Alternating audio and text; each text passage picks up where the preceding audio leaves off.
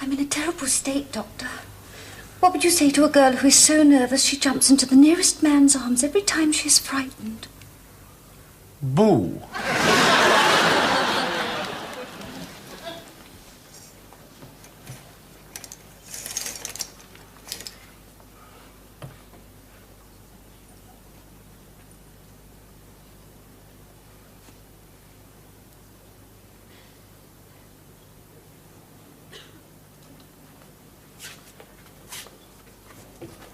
Aim! Fire!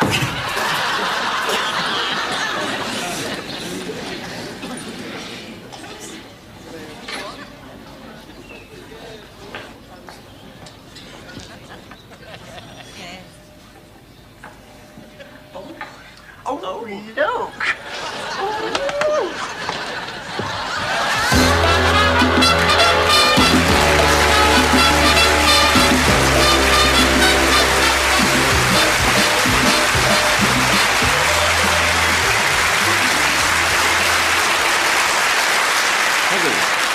Thank you very much, and good evening, ladies and gentlemen. Well, I spent 3 years of my life in Australia. In actual fact, I didn't spend 3 years, I spent 18 months. But 18 months in Australia is like 3 years anywhere else. And the Australians are very proud of the country. I left London on Friday at 4:30 in the afternoon. I flew all through Friday, all through Saturday, all through Sunday, and I arrived after 36 hours on an aeroplane. I arrived and see my eyes are hanging out. And the fellow says, "How did you find Australia?" I said, "I got off the bloody plane and it was there."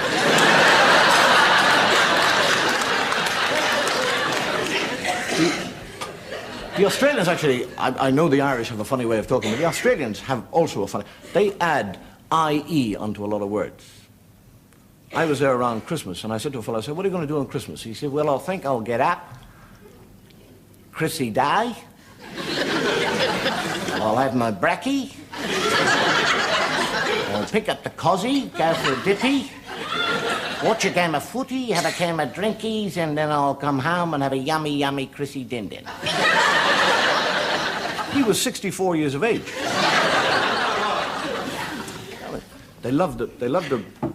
In Australia, they love the booze. But the beer is so cold. You have to have gloves to pick up the glass. 3 beers and your lip is like... Everything's got to be cold. And you get a tramp, a wino, goes into a chemist shop and said, do you have a bottle of methylated spirits?" And the chemist said, "Yes," gives him one. He said, "What's the matter? Don't you have a cold one?"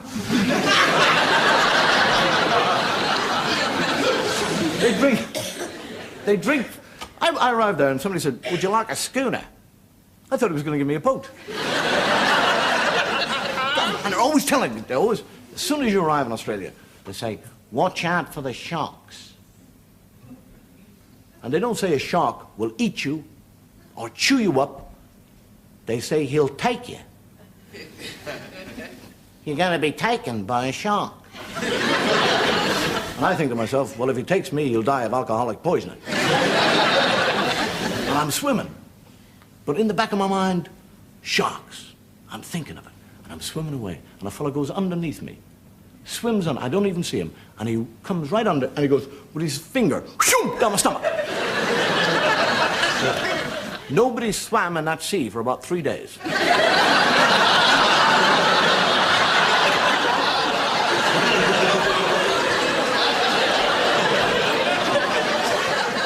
It is the nearest thing I have ever done to doing a JC in my life. I was across the water and on the beach.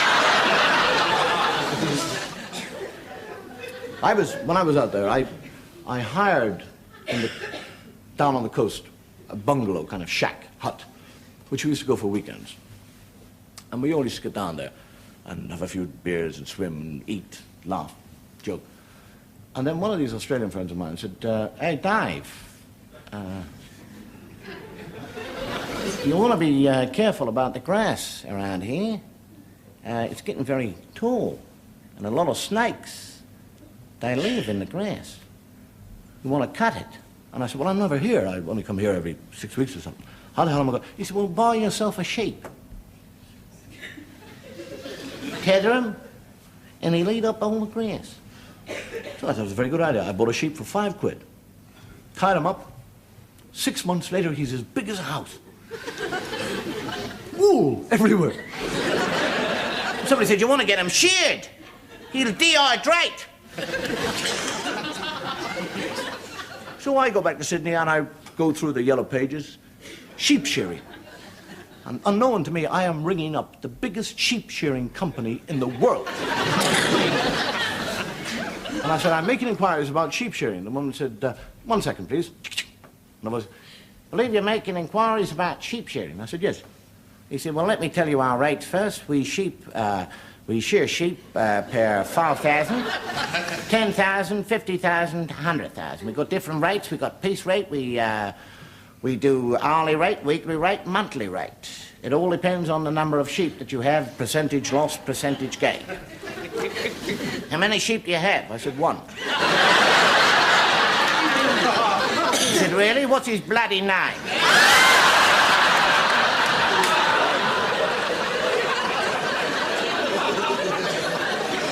Mind you, I'll tell you something. I'll tell you, and I mean this very sincerely. The Australians are perhaps one of the most hospitable and generous people in the world. I mean, if you're stuck for a night, they'll give you a bed. You haven't got a drink, they'll give you a drink. Got no money, they'll give you money. The food, they'll take the food off the plate and give it to you. It's those white Australians I don't like. Somehow or another, I don't think this show is going to be sold to Australia. The great Scottish poet, Robert Burns, once wrote, the best laid schemes of mice and men are oft to gang at lay. And lay us not but grief and pain for promised joy.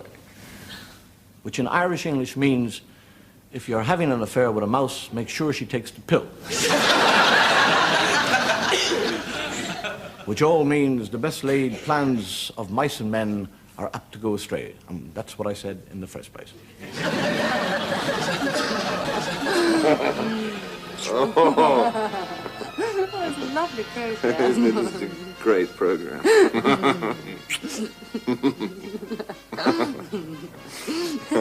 Oh, there's my husband on that program. He's not what, that chap with the beard and the moustache and the monocle? Yeah. Isn't he funny? It's ridiculous. So what's going on here? Never tells you when it's a flaming repeat.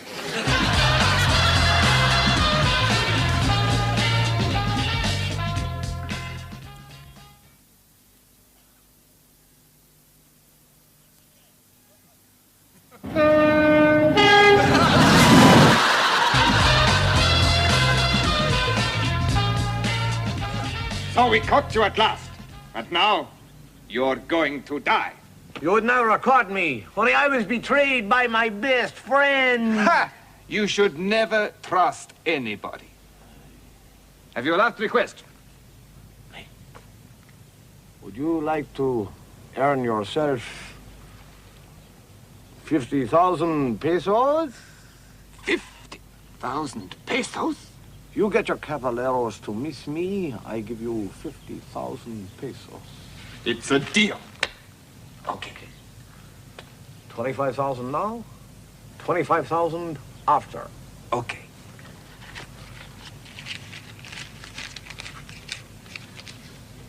Okay. Take aim. Fire!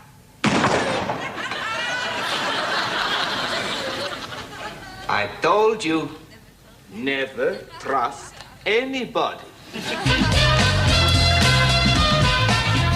And so, once again, many thanks for allowing me to come here as speaker at this, your prison's first open day.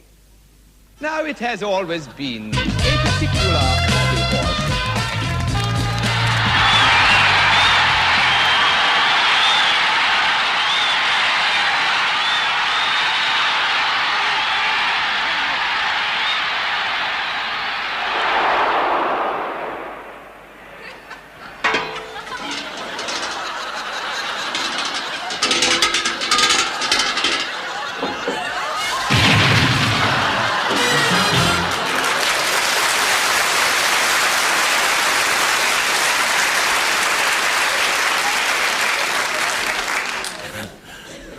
best laid schemes of mice and men, yes. We have within the Church of Rome what we call a confessional box, which I suppose is Rome's answer to Freud.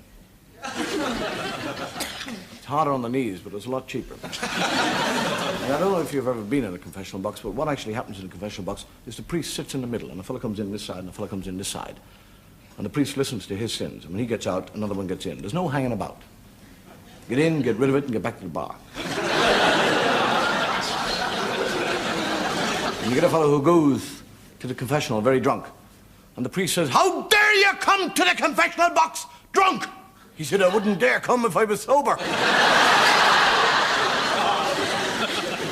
A lot of people tell me that I shouldn't tell gags about religion, and I don't know why not.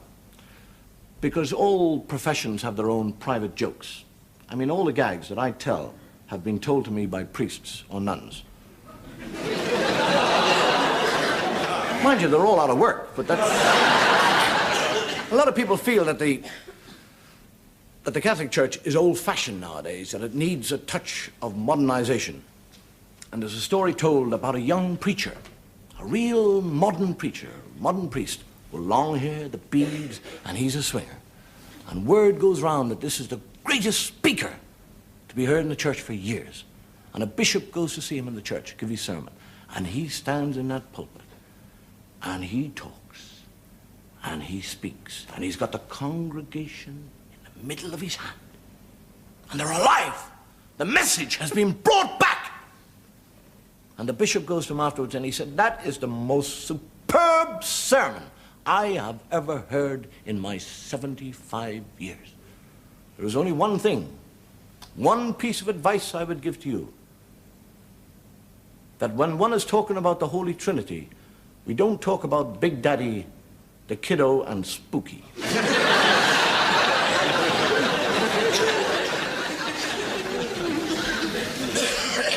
Come on. In all the shows that we've done so far, we've done sketches on religion. And why should this week be any different than the others?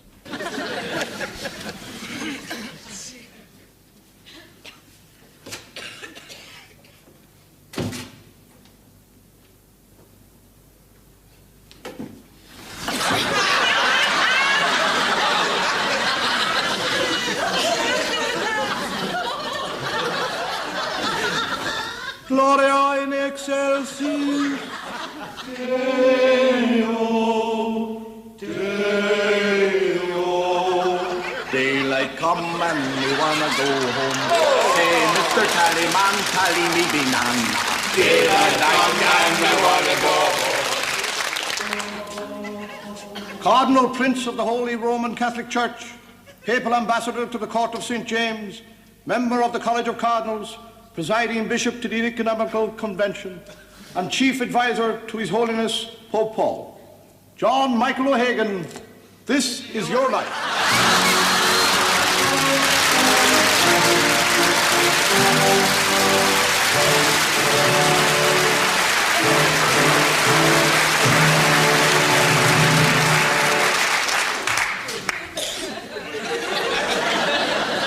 Another thing that always baffles me is when they say that man is made in God's likeness. Who are they talking about? Are they talking about the Japanese, Chinese, Indians, Pakistanis, Germans, Englishmen? I personally don't see God as a Chinaman. I can't imagine going to heaven and God standing there saying, "How you doing? Oh, come here, have a heavenly chop suey." Or an Indian, can you imagine knocking on God as an Indian saying, "Welcome. I'm terribly sorry, the place is slightly overcrowded, 5 to a bed, but we'll be all right now." I don't even see God as an Irishman. Can you imagine God 6 foot tall with a big wimpy jacket on? Saying, "Come on in, lads, have a jar, dig a hole." I see God as an Englishman. The bowler hat and the brolly. I mean, who else but an Englishman would say, "I'm terribly sorry, you can't come in. You've got to go below and burn."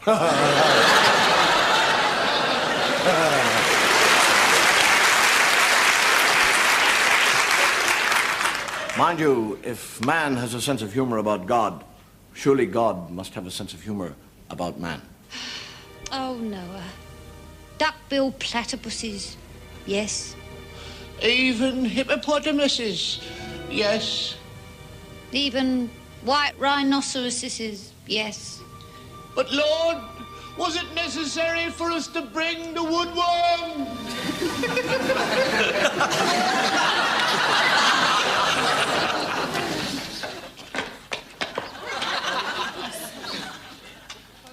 Beware of God. I see now. It's dog spelled backwards. Silly English people that can't speak their own language.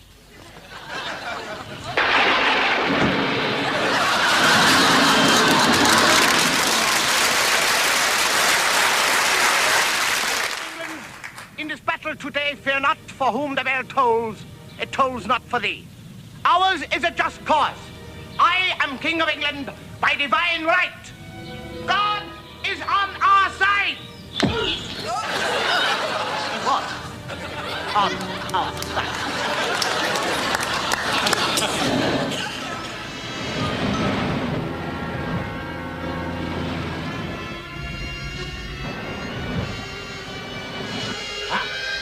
British tanker.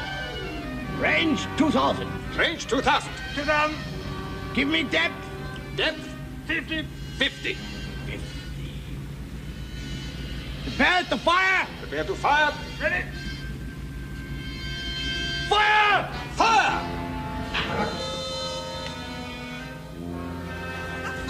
Mein Gott in Himmel, I have missed the tanker.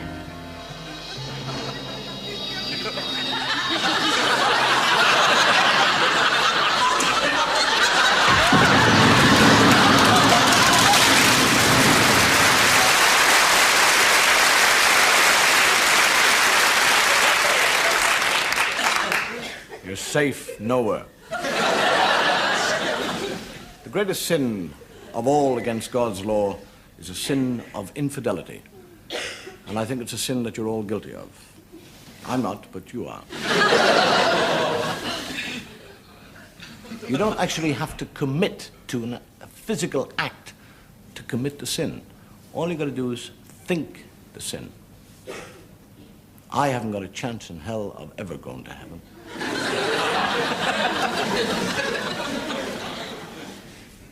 Infidelity. In the olden days, the men used to protect their wives against the sin of infidelity by making them wear what they call a chastity belt. And there was a knight about to leave for the holy wars, and he called his friend. And he said, "Sir Reginald, I leave to fight for my God, my king, and my country against the infidel. To you, and to you only, because you are the only man in this whole realm that I can trust, I entrust to you the key to my wife's chastity belt. If I do not come back from the holy wars, give it to my wife and tell her she is free to marry whoever she wishes." And he gets on his steed, in his armor, and he trots off.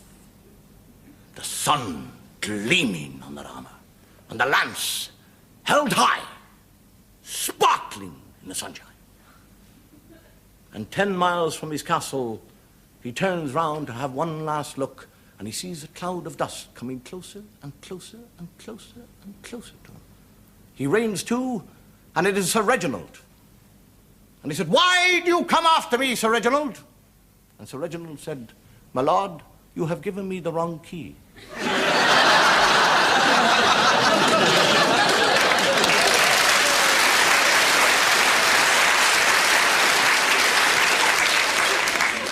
Remember, what God has joined together, let no man put asunder. Hello. Hello, Nice to see darling. you. Nice to see you. Very well, Fred. Yep. Hi, George. How's the wife? She's fine. She's fine. She's upstairs in bed with the milkman. What about your wife and the milkman? They don't drink. Well, here we go then, ladies and gentlemen, presenting our holiday snaps. Now, what's first? Oh, whoops, technical hitch, as they say in the business.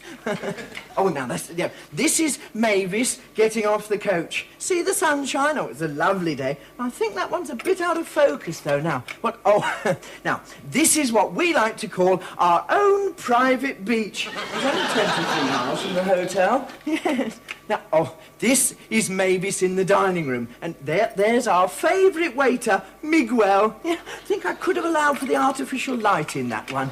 Oh, and this is Miguel mixing one of those specials which Mavis liked so much.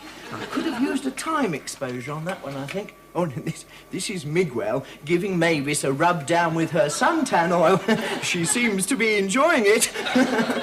Could have used my tripod there, I think. Now, what's next? Oh, yes, now, this is Mavis and Miguel relaxing after a day in the sun. You know, I thought that one was going to be a bit blurred because she kept squirming around, but it isn't blurred at all, is it? No. Oh, no. This is funny. Now, this is Mavis and Miguel pretending to be in a French film for a joke. Mavis is dreadfully overexposed, though.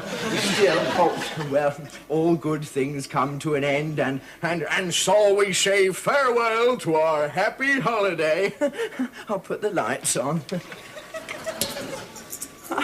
Oh, I do appreciate you coming all the way from Majorca, Miguel, just to see our holidays. Keep still and I'll try a time exposure.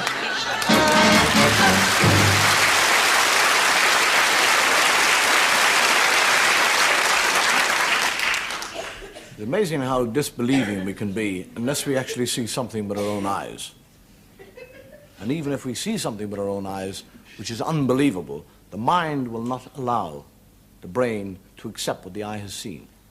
So it doesn't really make any difference whether you've seen it or not. But of course, the camera can never lie.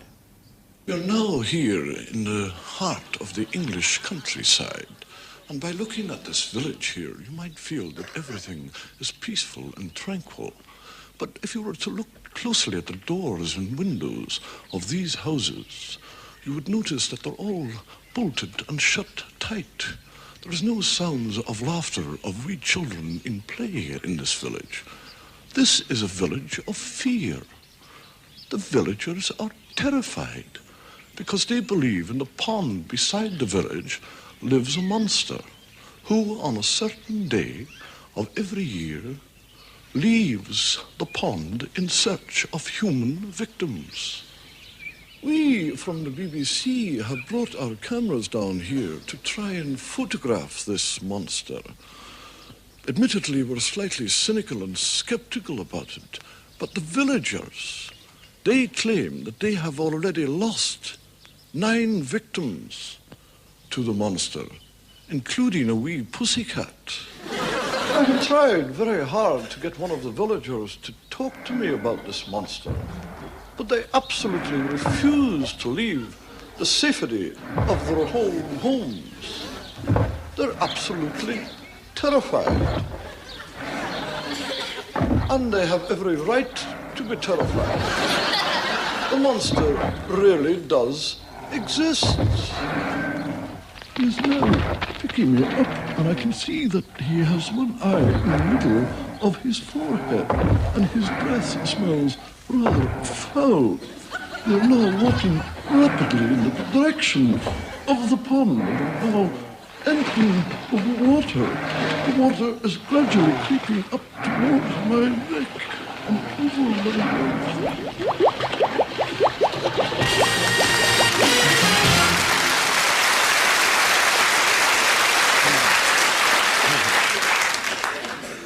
If you think that's strange, you should try living in my mind.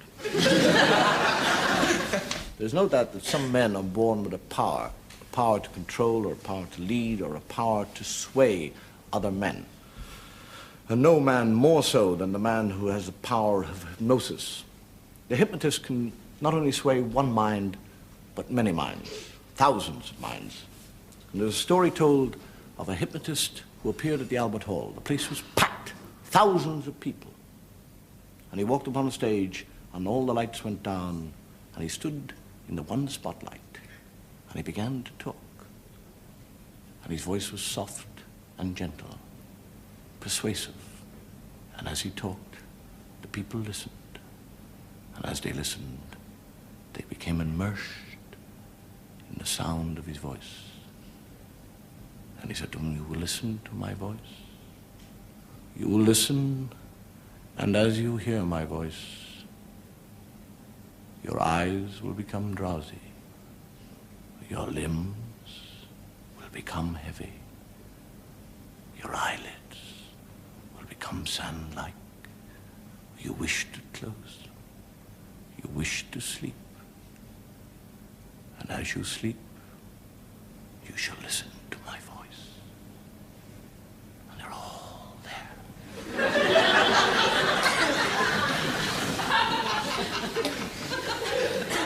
You will obey my every command.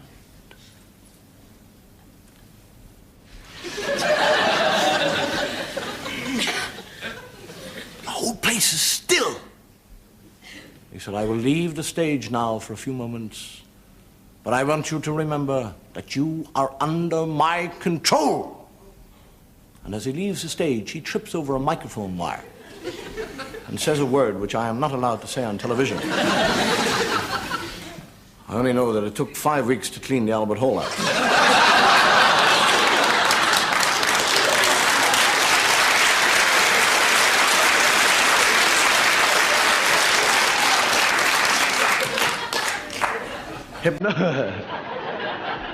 Hypnosis is one way of making men do what you want them to do, but there are other ways.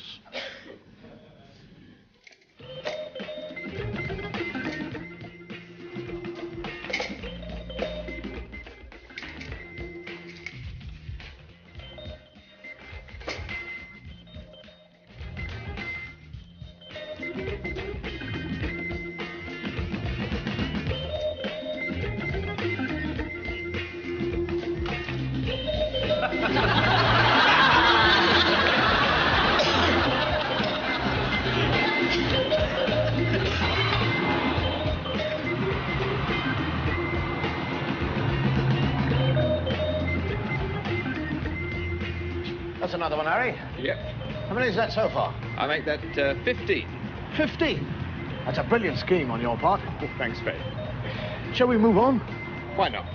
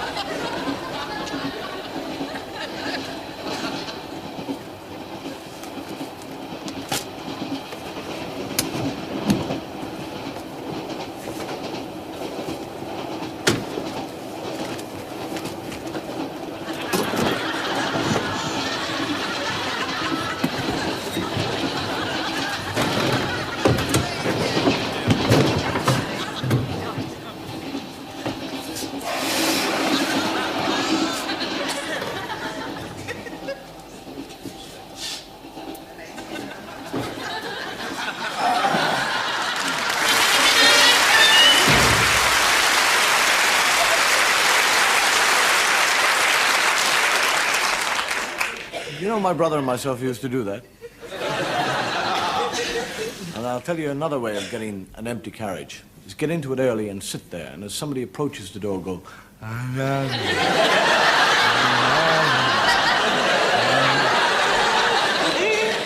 guarantee you, wherever you're going, you'll have an empty carriage. Somebody once said to the very famous mountaineer Mallory, "Why do you wish to climb Mount Everest?" And he said, "Because it's there." And somebody is bound to ask me why we are going to show the next piece of film.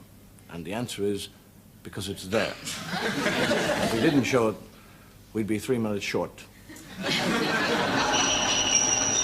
Oh, Jane!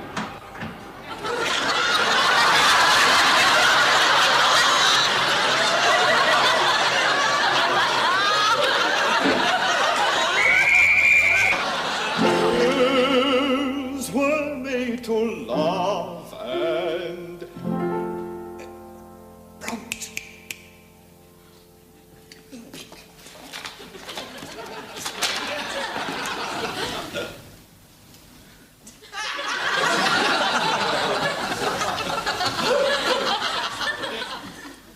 Kiss.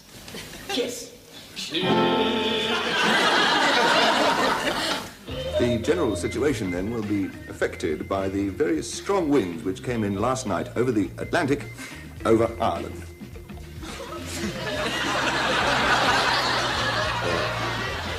Ireland.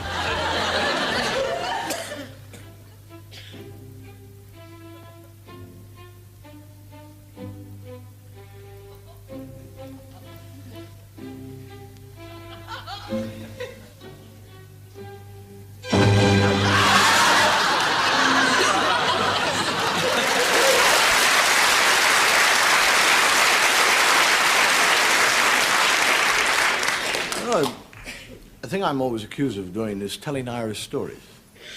Don't know why, I'm an Irishman. People say, why don't you tell other stories? And I find it very hard to find other stories which I can fit. I mean, the English sense of humor is very different, or vastly different to the Irish sense of humor. So it's very hard, occasionally, to get a good English story, which I can tell. But I traveled down the West Country, and they're lovely down there. They don't, very gentle. You'll be all right now. I like you. What I call constipated conversation. I got lost. I was lost in Somerset. And I said to a fellow, I said, where am I going? He said, down the road.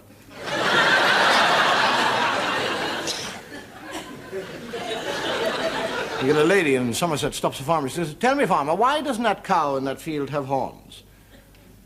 He says, lady, some cows don't get horns. Other cows don't get horns till they're 7 or 8 years of age. Other cows don't get horns till they've calved. The reason that cow don't have horns is because he's a bloody horse.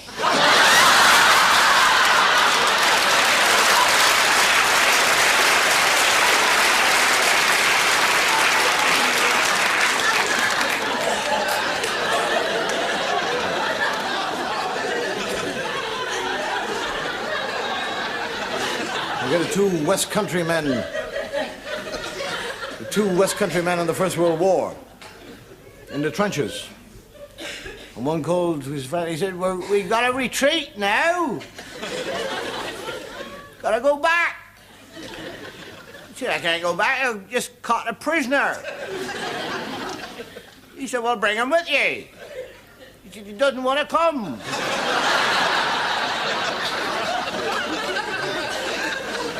He said, well, leave him. He said, they won't let me. Men in uniform are rewarded for their acts of valor in many different ways. We in Western Europe have our own method of honoring the heroic soldier.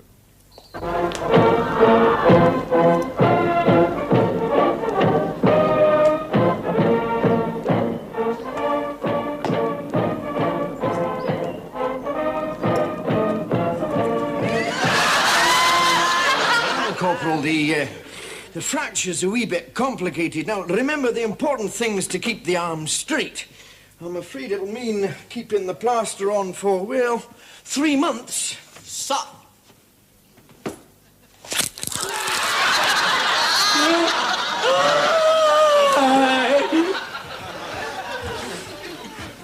Have you made up your mind?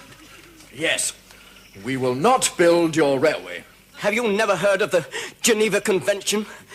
Geneva Convention? What does Geneva Convention mean to me? Don't you realize war is war to the Japanese people? I am sick and tired of your insubordination. You will build my railroad. Otherwise, you'll be taken out and shot. Understand? Oh, yes. Very well, then, yes. Good. I want a tunnel over here. Signal box over there.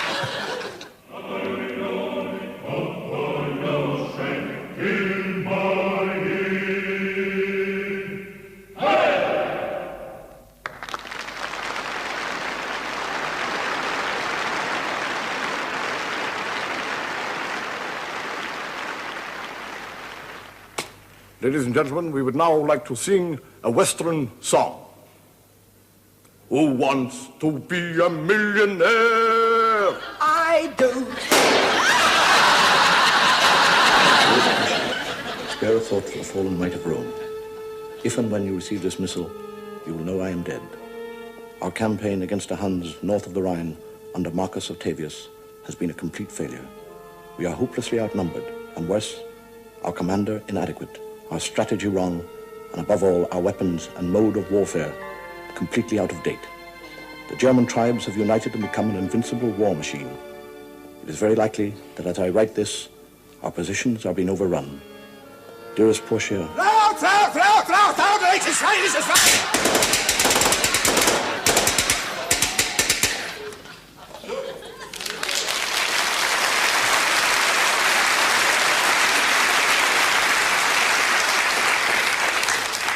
I just counted that up. That's 7 times I've died in this show. Should be an undertaker. One of the most prolific of all English poets was a man called Anonymous. He did. He's written an amazing amount of stuff. And one of the poems that he wrote was, as I was going up the stair, I met a man who was not there. He was not there again today. I wish that man would go away. Now, if you think about that long enough, that is very spooky. I met a man who wasn't there. He wasn't there again today. I wish that man would go. That made your hair stand on end. Have you ever really been in a position, not you, sir, because you got none, where your hair has stood in? I did it in Ireland. And this is no joke. This is no joke. I used to take a shortcut through a graveyard. And it never bothered me. And one night I was walking through the graveyard, and as I walked, I heard behind me,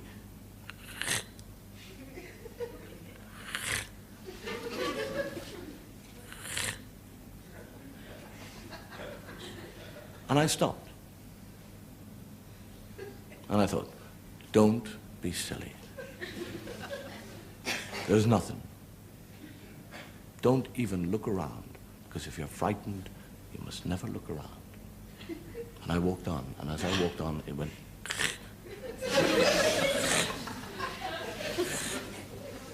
And my hair began to curl up again. And I'm thinking, don't be frightened. If you give in to it, you're in trouble. And I walked on. And I walked faster. And I turned around and went, come on, give it! I had caught a twig in the back of my trunk.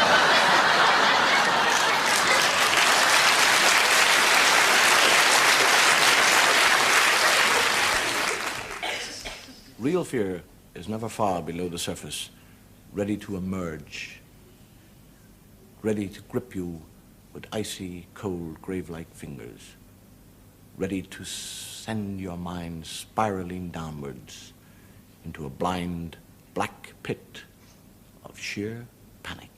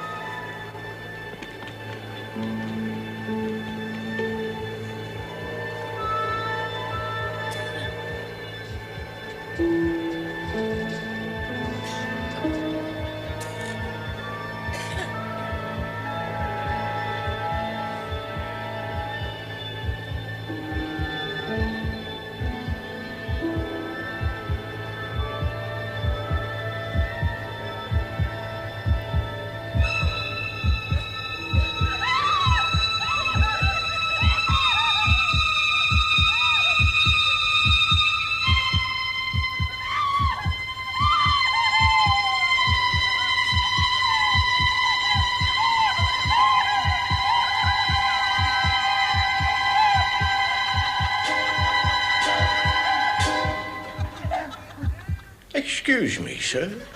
You forgot to pay for your deck chair. And the lady dropped her hat.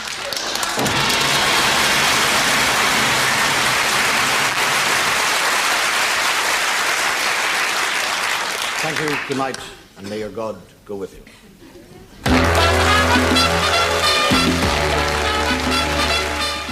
The big Saturday night film next on BBC Two, and it's not one for the faint-hearted. George Clooney and Quentin Tarantino find themselves holed up with bloodthirsty strippers in the gory black comedy From Dusk Till Dawn in a moment.